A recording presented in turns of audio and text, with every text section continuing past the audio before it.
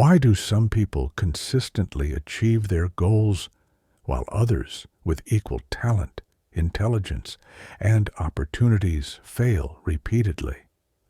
What separates the person who gets in shape from the one who quits after a week? The entrepreneur who builds a successful business from the one who never launches? The student who masters difficult subjects from the one who gives up when it gets hard? The answer isn't motivation. Motivation fades. It's not talent. Talent without discipline is wasted potential. It's not even opportunity. Opportunity means nothing if you don't have the discipline to capitalize on it. The answer is discipline. Raw, unglamorous, consistent discipline. The ability to do what needs to be done, whether you feel like it or not. To choose long-term rewards over short-term pleasure. To push through discomfort when every fiber of your being wants to quit. Here's an uncomfortable truth. You probably lack discipline. Not completely, but in the areas that matter most. You know what you should be doing. You know the habits that would transform your life. But you're not doing them consistently because discipline is hard, and you've been conditioned to prioritize comfort over growth. Think about it. How many times have you set a goal and quit within days or weeks? How many New Year's resolutions have you abandoned? How many times have you chosen the easy path when you knew the hard path would serve you better? Those weren't failures of ability. They were failures of discipline. Today we're breaking down The Power of Discipline by Daniel Walter, a book that reveals the truth nobody wants to hear, but everyone needs to understand. Discipline is the foundation of all achievement. Without it, your dreams remain fantasies. With it, almost anything becomes possible. By the end of this video, you'll understand what discipline actually is, why you lack it, and most importantly, how to develop it systematically so you can finally achieve the goals you've been talking about for years. Let's get started. Chapter 1. Discipline is not what you think it is. Walter opens by destroying common misconceptions about discipline. Most people think discipline means rigid self-denial, joyless existence, or forcing yourself to do things you hate. Wrong. That's not discipline. That's punishment. And punishment isn't sustainable. Real discipline is the bridge between goals and accomplishment. It's the decision to prioritize what you want most over what you want right now. It's not about hating life or grinding yourself into dust. It's about understanding that temporary discomfort leads to lasting satisfaction, while temporary pleasure often leads to lasting regret. The book makes a critical distinction: discipline versus motivation. Motivation is an emotion. It comes and goes based on mood, circumstances, external factors. You feel motivated after watching an inspiring video. Then that feeling disappears 2 days later. You can't build a life on motivation because motivation is unreliable. Discipline is a decision and a system. It's the commitment to act regardless of emotional state. Disciplined people don't wait to feel motivated. They act because they've decided that's what they do. The action creates momentum, and momentum often generates motivation as a byproduct. But the action comes first, driven by discipline, not motivation. Walter identifies what discipline actually looks like in practice. It's the writer who sits down and writes every day, whether inspiration strikes or not. It's the person who goes to the gym on the days they don't feel like it, which is most days. It's the entrepreneur who does the unglamorous work of building a business when it would be easier to scroll social media. Discipline is choosing the salad when you want the burger, not because you hate burgers, but because you've committed to a goal that matters more than momentary taste pleasure. It's doing your taxes on time instead of procrastinating until the deadline. It's having difficult conversations instead of avoiding them. It's showing up when you said you would, even when it's inconvenient. Here's what Walter emphasizes. Discipline isn't innate. Nobody is born disciplined. It's a skill that's developed through practice, just like playing an instrument or learning a language. Some people developed it early through parenting, sports, or necessity. Others never developed it because they were never required to. But anyone can develop it now through systematic practice. The book also addresses what discipline is not. It's not perfection. You will slip up. You will have days where discipline fails. That's normal and expected. Discipline is getting back on track after you slip, not never slipping at all. It's not rigidity. Disciplined people have flexibility and can adjust when circumstances demand it. What they don't do is constantly make exceptions based on how they feel. Discipline is not suffering for suffering's sake. If you're consistently miserable, your approach is wrong. Discipline should lead to better outcomes that create satisfaction and fulfillment. The discomfort is temporary and purposeful, leading somewhere meaningful. Aimless suffering isn't discipline, it's masochism. One powerful reframe from the book. Discipline isn't restriction, it's freedom. Lack of discipline keeps you trapped in cycles of starting and quitting, wanting things but not achieving them, feeling out of control. Discipline gives you control. It makes you free to actually accomplish what you say you want.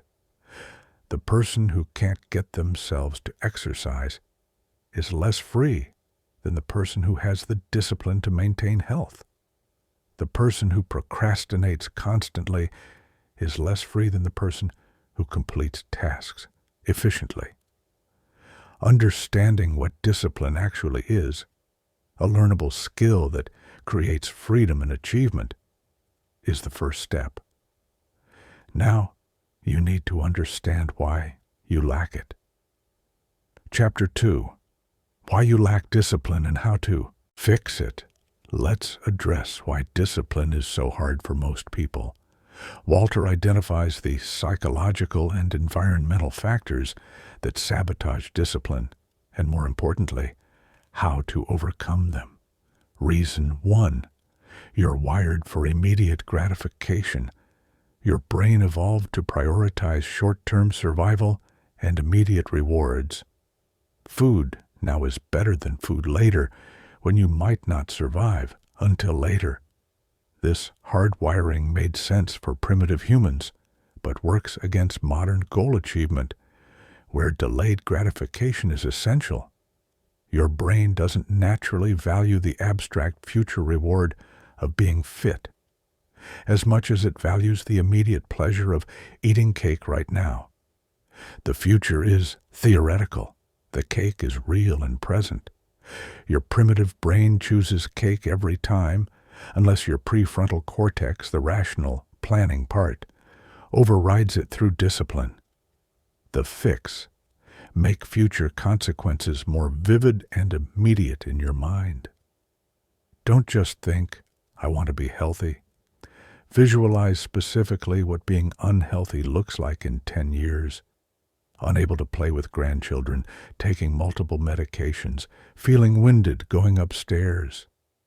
Make the future consequence feel as real as the present temptation.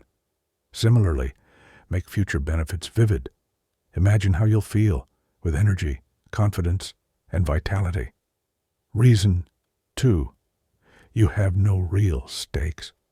Walter is blunt about this. If there are no consequences for not following through, you won't follow through. If you can skip the gym with zero repercussions, you'll skip it. If you can procrastinate without penalty, you'll procrastinate. Most personal goals have delayed or abstract consequences. Not going to the gym today doesn't immediately harm you.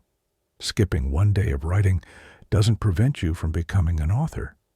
Each individual instance feels consequence-free, so discipline erodes. The fix: create artificial stakes. Tell someone your commitment and ask them to hold you accountable. Put money on the line through commitment contracts. Join a group where showing up matters. Make breaking discipline have immediate, tangible consequences rather than just abstract future costs. Reason 3. Your environment is working against you. Willpower is limited. If your environment constantly requires willpower to make good choices, you'll eventually fail. If junk food is in your pantry, you'll eat it.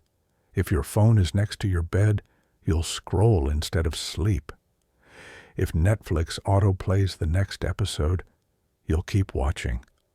The fix: design your environment for success instead of relying on willpower. Remove temptations where possible. Make good choices easier and bad choices harder. Want to eat healthier? Don't buy junk food. Want to exercise more? Lay out workout clothes the night before. Want to read more? Put books where you currently put your phone, and put your phone somewhere inconvenient. Reason 4. You're trying to change everything at once. People get excited and try to overhaul their entire life simultaneously. Exercise daily, eat perfectly, wake up at 5 a.m., meditate, journal, read, learn a language, and build a business. All starting Monday. By Wednesday, they're overwhelmed and quit everything. The fix: start with one keystone habit. Master it until it's automatic, then add another. Walter suggests choosing the one change that would have the biggest positive ripple effect. For many people, that's exercise. Establishing an exercise habit often leads to better eating, better sleep, and increased productivity without directly working on those things. Reason 5. You lack clarity on what you actually want and why. Vague goals don't inspire discipline. Get in shape is too nebulous. Be successful means nothing. Without clear, specific goals and compelling reasons, discipline has no direction. The fix: get crystal clear. What specifically do you want? Not be healthier, but lose 30 pounds and run a 5K by June 1st. Not make more money, but build a side business generating $2,000 monthly within a year. And critically, know why.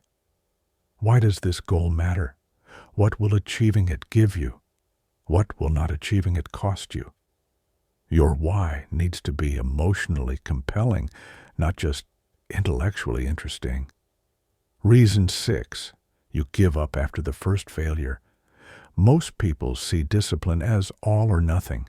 They commit to a goal, break the commitment once, and conclude they lack discipline, so they quit entirely. One missed gym session becomes "I'm not a gym person." One day of overeating becomes "I can't stick to a diet." The fix: expect failures and plan for them. Discipline isn't perfection. It's persistence despite imperfection. When you break discipline, and you will, don't spiral. Just get back on track immediately. Miss a workout? Do the next one. Break your diet? Eat well at the next meal. The only real failure is quitting entirely after a setback.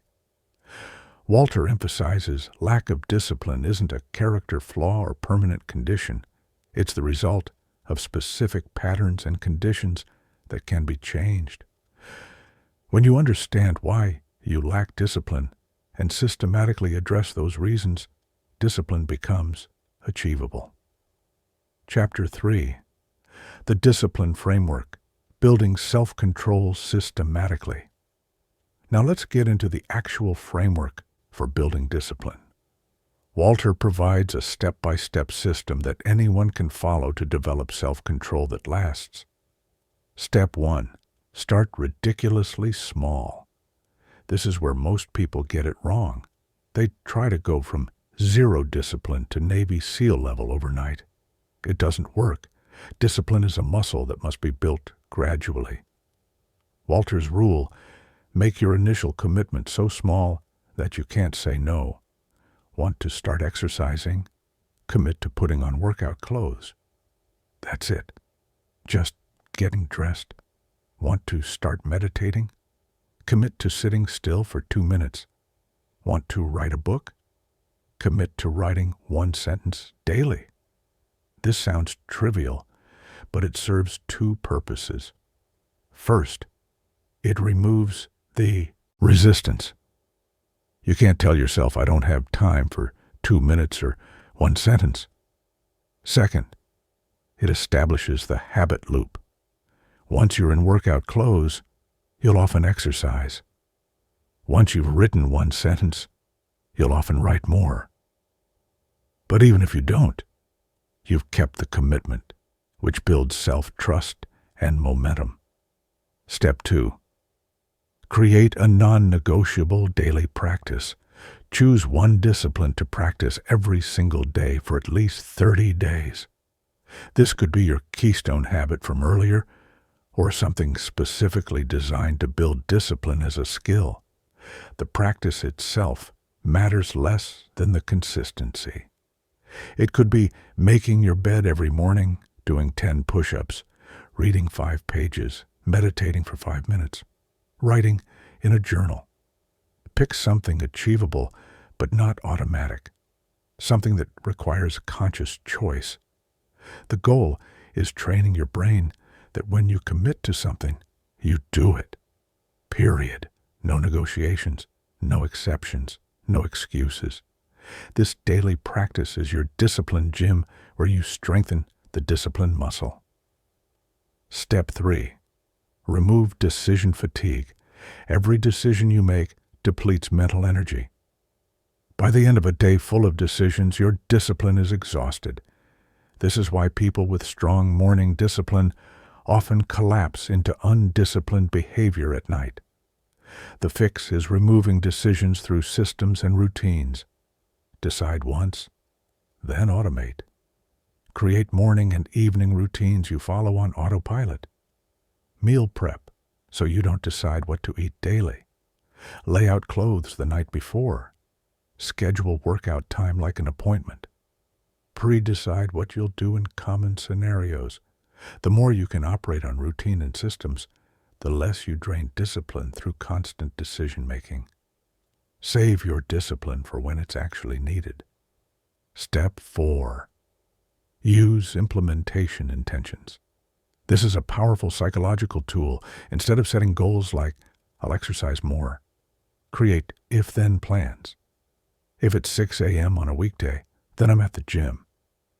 If I feel like scrolling social media, then I'll read for 10 minutes instead. If it's 9 p.m., then I put my phone in another room. Research shows implementation intentions dramatically increase follow-through because they automate the decision. You're not deciding each time whether to act. The situation triggers the behavior automatically. Step 5. Track and measure. What gets measured gets managed. Keep a simple tracking system for your discipline practice. Check marks on a calendar, a note in your phone, a journal entry. Just record whether you kept your commitment each day. This serves multiple purposes. It provides accountability and satisfaction from seeing a streak build. It gives you data on your patterns, when and why you slip, and it creates a psychological cost to breaking the streak. Once you have a 20-day streak, breaking it on day 21 feels costly.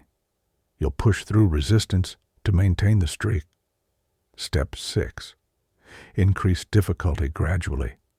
Once your initial commitment becomes easy and automatic, which might take weeks or months, level up. Increase duration, intensity, frequency, or difficulty slightly, but only slightly. The goal is progressive overload, not overwhelm. If you've been doing 10 push-ups daily and it feels easy, go to 15. If you've been reading 5 pages and it's automatic, go to 10. Small increments compound into significant capability over time. Step 7. Recover and rest. Discipline requires energy. If you're constantly depleting yourself with no recovery, you'll burn out. Include rest, relaxation, and activities that replenish you and your routine. Discipline works in cycles, periods of intense effort, followed by periods of recovery. This isn't permission to quit when things get hard. It's recognition that sustainable discipline requires managing energy, not just forcing willpower.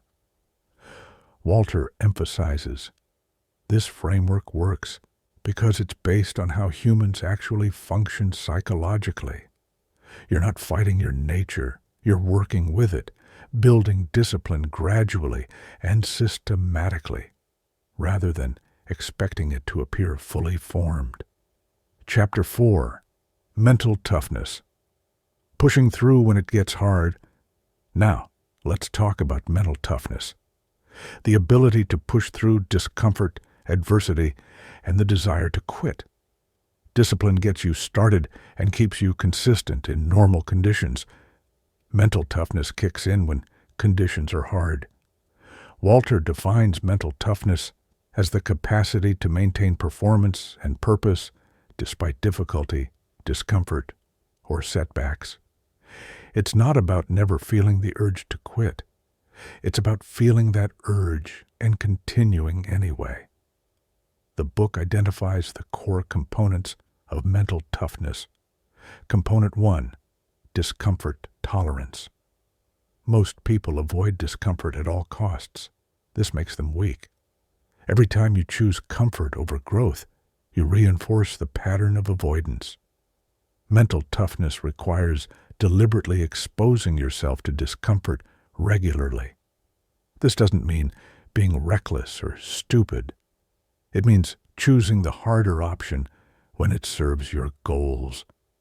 Taking cold showers, doing the workout even when you don't feel like it, having difficult conversations, doing tasks you've been avoiding. Each time you choose discomfort, you increase your tolerance and strengthen mental toughness. Component 2, delayed gratification. This is discipline's close cousin. Can you sacrifice what you want now for what you want most? Can you work years on a business before seeing profit? Can you study for months before seeing grades improve? Can you eat well for weeks before seeing physical changes? Most people can't. They want immediate results and give up when results don't appear instantly. Mental toughness is continuing to do what's right, even when you can't see the payoff yet, trusting the process and compound effect. Component 3, resilience after failure. Everyone fails. Everyone has setbacks. The difference between successful and unsuccessful people isn't that one group never fails. It's how quickly they recover and try again. Mental toughness means viewing failure as feedback, not as evidence that you should quit. It means getting up after being knocked down. It means trying different approaches when one doesn't work, rather than abandoning the goal. Component 4, focus under pressure. When stakes are high, when you're stressed, when everything is going wrong, can you still perform? Or do you collapse? Mental toughness is maintaining clarity and capability when conditions are chaotic. Component 5, self-belief despite evidence. Early in any goal pursuit, reality will often suggest you should quit. You're not seeing results. Progress is slow. Others are skeptical. Mental toughness is believing in yourself and continuing even when current evidence suggests you're wasting time. The evidence changes because you continue, not before. Walter provides practices for building mental toughness. Practice 1. Regular discomfort exposure. Deliberately do uncomfortable things regularly. Exercise that pushes you. Cold exposure. Fasting. Public speaking if it scares you. Approach strangers. Do things that activate your stress response in controlled, safe ways. This trains your nervous system that discomfort isn't dangerous and you can handle it. Over time, your tolerance increases and things that used to feel unbearable become merely unpleasant, then eventually neutral. Practice 2. The 40% rule. Navy SEALs use this concept. When your mind says you're done, you're only 40% depleted. You have 60% more capacity than you think. When you want to quit, push a little further. When you think you can't do another rep, do 3 more. When you think you must stop, continue for 2 more minutes. You won't actually injure yourself. You'll discover you had more capacity than you believed. This expands your sense of what's possible and builds confidence that you can push past perceived limits.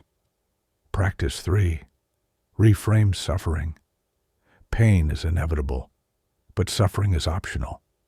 You can't avoid discomfort in worthwhile pursuits, but you can change what it means. Instead of, "This is horrible," try, "This is the price of what I want." Instead of, "I hate this," try, "This is making me stronger." The physical sensation doesn't change, but its emotional impact does. When discomfort becomes fuel rather than deterrent, mental toughness grows. Practice 4. Visualization. Athletes use this extensively. Before facing a challenge, visualize yourself succeeding despite difficulty. Imagine obstacles arising and see yourself pushing through them. Mentally rehearse resilience and toughness.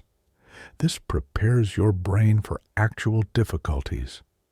When they arise, they feel familiar rather than shocking, and you respond from practiced patterns rather than panic. Practice 5. Past evidence review. Remember times you've been tough before, times you pushed through when it was hard, times you didn't quit, times you recovered from setbacks. These memories are proof you have mental toughness.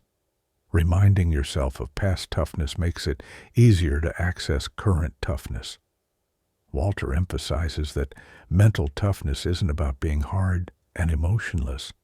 It's about being resilient, capable, and unwilling to be stopped by difficulty. Some of the toughest people are also the most emotionally aware and connected.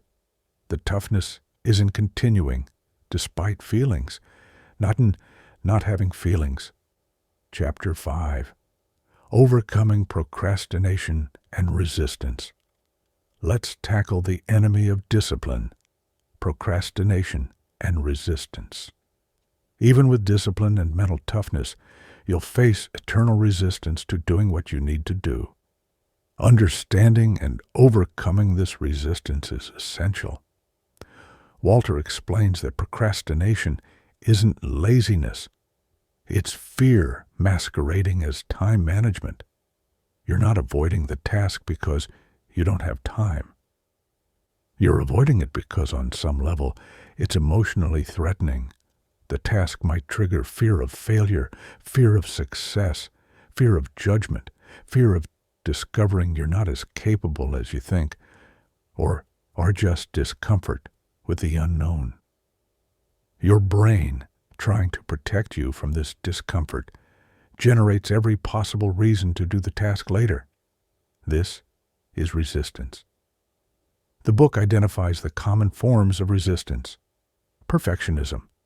I can't start until conditions are perfect, until I have more time, more resources, more knowledge, more certainty. Perfectionism is procrastination disguised as quality standards. Perfect conditions never come. Perfectionism keeps you stuck in preparation, never actually doing. Analysis paralysis. I need to research more, consider all options, make sure I'm making the right choice. Endless research and planning without action. This feels productive, but accomplishes nothing. Task switching. I should do this, but first let me just check email, clean my desk, do these smaller tasks. You do everything except the important thing. You stay busy to avoid the real work. False starts. I'll start tomorrow, Monday, after the holidays. When things calm down, you constantly postpone the starting date, always having a reason why now isn't the right time. Distraction seeking. I'll just check social media for a minute. 2 hours later, the task remains undone. You know you should work, but you compulsively seek distraction instead. Walter provides the anti-procrastination framework. Tool 1, the 2-minute rule. If a task takes less than 2 minutes, do it immediately. Never defer quick tasks, because the mental load of tracking them exceeds the effort of just doing them. For larger tasks, commit to just 2 minutes. Often, starting is the hardest part. Once you're in it, continuing is easier. But even if you stop after 2 minutes, you've broken the procrastination pattern. Tool 2. Eat the frog. Do the hardest, most important task first thing in the morning. Your discipline and energy are highest then. If you defer difficult tasks, they loom over you all day, creating anxiety and draining mental energy. Get them done early. Tool 3. Time blocking. Assign specific time blocks for specific tasks. From 9 to 11 a.m., you're working on Project X, not checking email, not responding to messages, not doing anything else. The time block removes the decision of, should I do this now? Yes, it's the designated time, so you do it. Tool 4. Remove escape routes. Close unnecessary tabs and programs. Put phone in another room. Use website blockers. Work in a location where you can't easily access distractions. Make procrastination harder than working. Tool 5. The 5-second rule. Mel Robbins popularized this. When you know you should do something, count backwards 5, 4, 3, 2, 1, then move. Don't give your brain time to generate reasons not to act. The moment you hesitate, resistance wins. Count and move. Tool 6. Make it visible and accountable. Put your task somewhere you can't ignore it. Tell someone you'll do it and by when. Create external pressure to overcome internal resistance. Tool 7. Understand your resistance. Ask yourself, what am I actually afraid of here? What's the real reason I'm avoiding this? Often, naming the fear diminishes its power. I'm scared I'll do it wrong and people will judge me. Okay, that's the fear. Is it rational? Does it serve you? Usually no. Feel it, acknowledge it, act anyway. The book emphasizes procrastination is normal. Your brain is designed to avoid discomfort. You're not broken for feeling resistance. The key is not letting resistance make your decisions. You feel it, you acknowledge it, and you act despite it. That's discipline in action. Walter also addresses specific types of procrastination. Decision procrastination. You can't decide which option to choose, so you don't choose any. Fix. Set a deadline for decision. Gather information until the deadline, then decide with whatever information you have. Imperfect action beats perfect inaction. Task initiation procrastination. You can't get started. Fix.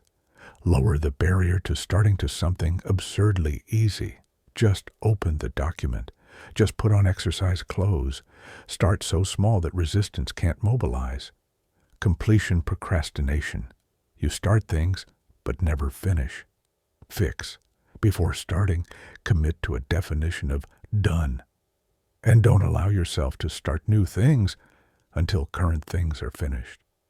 The most important insight: action cures procrastination. Thinking about the task makes it worse. Analyzing why you're procrastinating makes it worse. Just starting, even tiny action, makes it better. Don't think your way out of procrastination. Act your way out of it. Chapter 6. Discipline in different areas of life. Now, let's address how discipline applies to specific life domains. Walter breaks down discipline practices for the areas that matter most. Health and fitness discipline. This is where most people first encounter their discipline limitations. It's also one of the most rewarding places to build discipline because results are visible and tangible. Exercise discipline. Schedule workouts like appointments, non-negotiable. Decide exactly what you're doing before you go so you're not wasting time in the gym deciding. Have a backup plan for when your primary option isn't available. Can't get to gym? Have a home workout. Can't do your usual routine? Have an alternative. Nutrition discipline. Don't rely on willpower at point of decision. Make food choices in advance through meal planning and prep. Don't keep junk food accessible. Eat at regular times rather than grazing. Practice the discipline of stopping when satisfied, not stuffed. Sleep discipline. Fixed sleep and wake times, even on weekends. Evening routine that winds down properly. No screens an hour before bed. Bedroom optimized for sleep. This is discipline people ignore and then wonder why everything is harder. Career and financial discipline. Show up on time. Do what you say you'll do. Complete work to high standards. Don't cut corners. Take responsibility for mistakes. Continuously improve skills. These basics separate professionals from amateurs. Financial discipline. Live below your means. Pay yourself first by automatic saving. Don't make impulsive purchases. Delay big buying decisions by 24-48 hours. Track spending. Review finances regularly. Discipline here compounds into financial freedom. Avoid lifestyle inflation. When income increases, don't automatically increase spending proportionally. Increase savings instead. This discipline determines whether higher income leads to wealth or just more expensive problems. Relationship discipline. Be present. When with people, actually be present. Not on your phone, not thinking about work, not somewhere else mentally. Practice the discipline of full attention. Communication discipline. Say what you mean what you say. Keep commitments. Show up when you say you will. Call when you say you will. This builds trust and respect. Conflict discipline. Address issues directly rather than avoiding them or exploding. Have hard conversations earlier rather than letting resentment build. Apologize when wrong. Forgive when appropriate. Maintenance discipline. Relationships require ongoing effort. Regular date nights with partners. Regular connection with friends and family. Don't neglect relationships during busy times. Then expect them to be strong when you finally have time. Personal growth discipline. Reading discipline. Read daily, even if just 10 pages. Protect reading time. Choose growth-focused content over pure entertainment, though entertainment has its place. Learning discipline. Dedicate time to skill development. Take courses. Practice deliberately. Get feedback and improve. Growth doesn't happen accidentally. It requires disciplined attention to improving. Reflection discipline. Regular journaling or reflection time to process experiences, identify patterns, and course correct. Without reflection, you repeat mistakes instead of learning from them. Walter emphasizes that discipline in any area reinforces discipline in others. The person who has the discipline to exercise regularly will find it easier to be disciplined financially. The person disciplined in their career often has better relationships because discipline is transferable. Start with one area, build strong discipline there, then expand to other areas.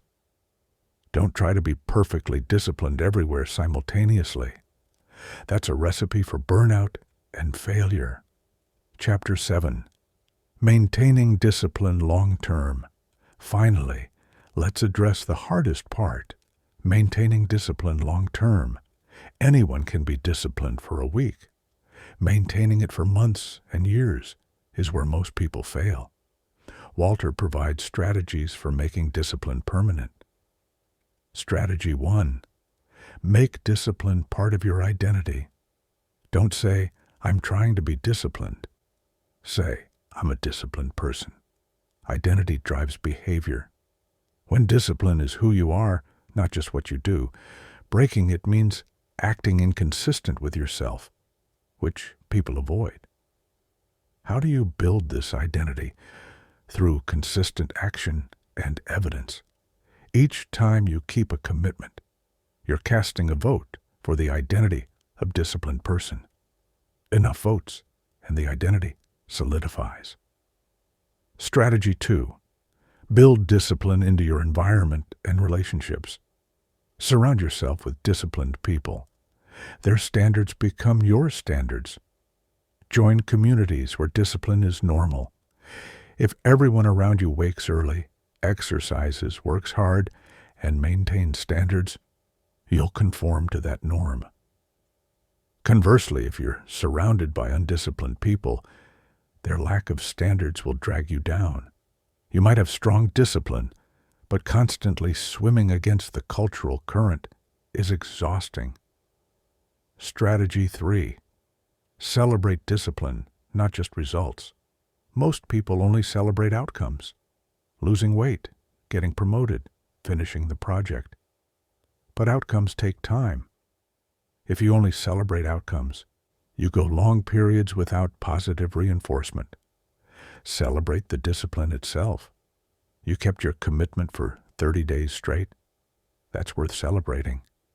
You did the hard thing when you didn't feel like it. Acknowledge that win. The discipline is the victory.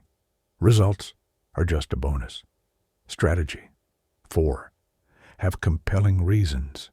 Your why must be powerful enough to sustain discipline when it's hard.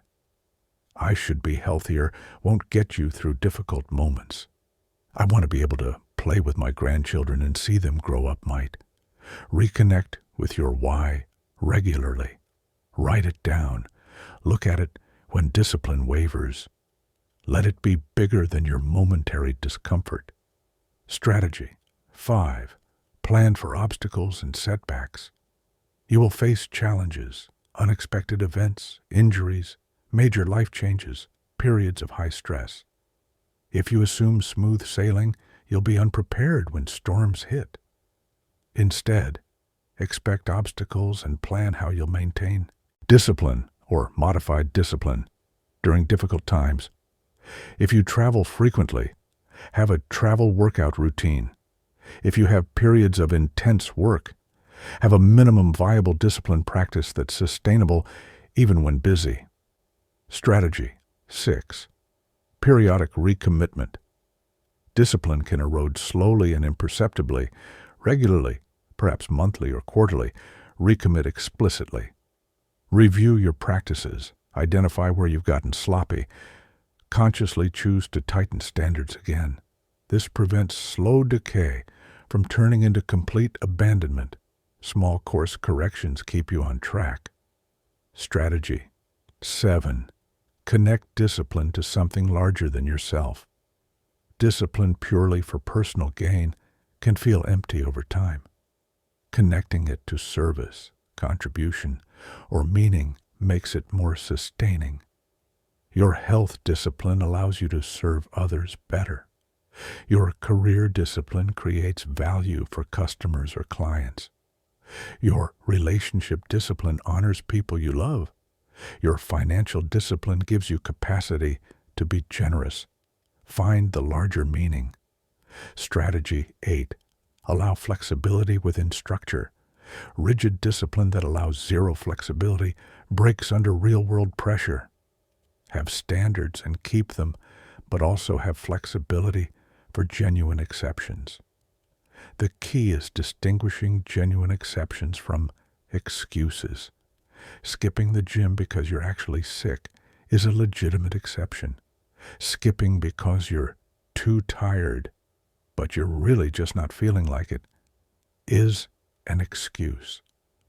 A useful guideline: allow one planned exception per month. Decide in advance when you'll take it. This prevents the creeping sense of deprivation while maintaining the overall discipline structure. Walter concludes with this powerful truth: discipline compounds. Every disciplined choice makes the next one slightly easier. Every kept commitment strengthens your self-trust. Every goal achieved raises your baseline of what you believe possible. The person you become through practicing discipline: capable, reliable, resilient, accomplished, is worth infinitely more than any specific goal you achieve. Discipline transforms not just what you do, but who you are. Your disciplined life starts now. Let's bring this together. The Power of Discipline by Daniel Walter reveals the uncomfortable truth. The only real obstacle between you and your goals is your lack of discipline. Not resources, not circumstances, not talent, not luck. Discipline. You've learned that discipline isn't punishment or joyless existence. It's the bridge between goals and accomplishment. It's choosing what you want most over what you want now. It's freedom through self-control. You've discovered why you lack discipline: immediate gratification bias, lack of stakes, poor environment, attempting too much, unclear goals, and giving up after first failure. More importantly, you've learned how to address each of these barriers. You've seen the framework for building discipline systematically. Start absurdly small. Create daily practice. Remove decision fatigue. Use implementation intentions. Track your progress. Increase difficulty gradually. And include recovery.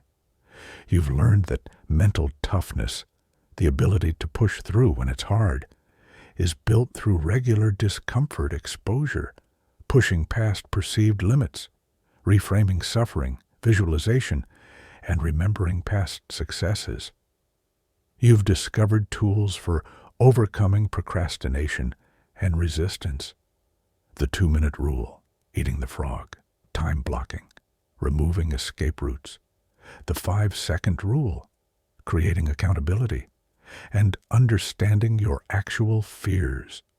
You've seen how discipline applies to different life areas: health, career, finances, relationships, personal growth, and how discipline in one area strengthens discipline in others. And you've learned strategies for maintaining discipline long-term, making it part of your identity, building it into environment and relationships, celebrating discipline itself, having compelling reasons, planning for obstacles, periodic recommitment, connecting to larger meaning, and allowing flexibility within structure. But here's what separates people who become disciplined from people who just learn about discipline. They start. Not tomorrow, not Monday, not when conditions are perfect. Today, right now. Here's your action plan. Immediately. Choose one small discipline to practice daily for the next 30 days. One thing you'll do every single day, no matter what. Make it small enough that you cannot fail. Decide right now what it is. Today, remove one major source of temptation or distraction from your environment. Make the good choice easier and the bad choice harder in at least one area of your life. This week, create one implementation intention for a behavior you've been inconsistent with. If it's 7 a.m. on a weekday, then I'm writing for 30 minutes. If I feel like scrolling social media, then I'll do 10 push-ups first. Make the decision in advance so you're not deciding in the moment. This month, build your discipline in one specific life area. Choose the area where improvement would have the biggest positive impact. Apply the frameworks and tools from this book systematically. Track your progress. Adjust as needed. Also this month, expose yourself to discomfort regularly. Do something uncomfortable 3 times per week. Exercise that pushes you, cold showers, having a difficult conversation, approaching someone new. Build your discomfort tolerance deliberately. Ongoing, track your discipline daily. Use a simple calendar with check marks. Each day you keep your commitment. Mark it. Watch your streak grow. Protect that streak. Let it become evidence that you are, in fact, a disciplined person. Also ongoing, when you face the choice between comfort and discipline, pause. Remember your why. Visualize your future self thanking you for making the hard choice. Then make the hard choice. Do this enough times, and it becomes who you are. Remember Walter's core message. Discipline is not a genetic trait or personality type. It's a skill, a muscle, a practice. Anyone can develop it. You can develop it. But you must actually do the work of developing it. Reading about discipline creates knowledge. Practicing discipline creates transformation. The disciplined version of you that exists a year from now.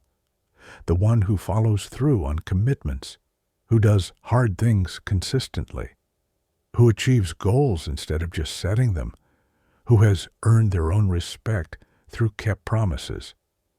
That person is built through the small disciplined choices you make starting today. Every time you choose discipline over comfort, you become stronger. Every time you keep a commitment to yourself, you build self-trust. Every time you push through resistance, you expand your capacity. Small actions, repeated consistently over time, create extraordinary results. You don't need perfect discipline. You need better discipline than you have now. You don't need to be disciplined in every area. You need to be disciplined in the areas that matter most. You don't need to never fail. You need to get back up every time you do. The gap between where you are and where you want to be isn't talent, intelligence, resources, or luck. It's discipline. Consistent, unglamorous, one choice at a time discipline. That gap starts closing the moment you start practicing. Stop making excuses. Stop waiting for motivation. Stop negotiating with yourself. Stop choosing comfort over growth. Start small. Start now. Start today. Your disciplined life begins with your next choice. Make it a good one.